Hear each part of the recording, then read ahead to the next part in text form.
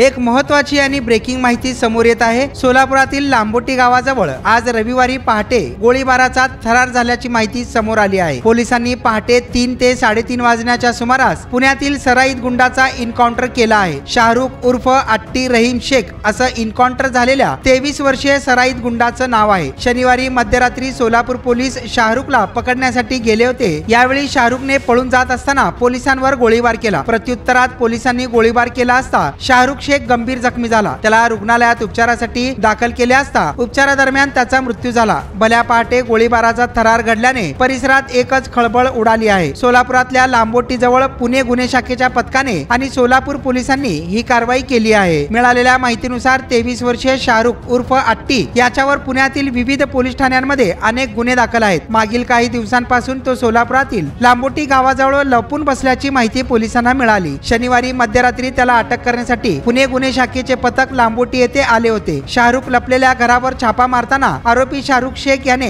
हिरोगिरी करत पोलिसांवर गोळीबार केला, पण हिरोगिरी त्याच्या जीवावर बेतली असून एन्काउंटर मध्ये त्याचा मृत्यू झाला आहे।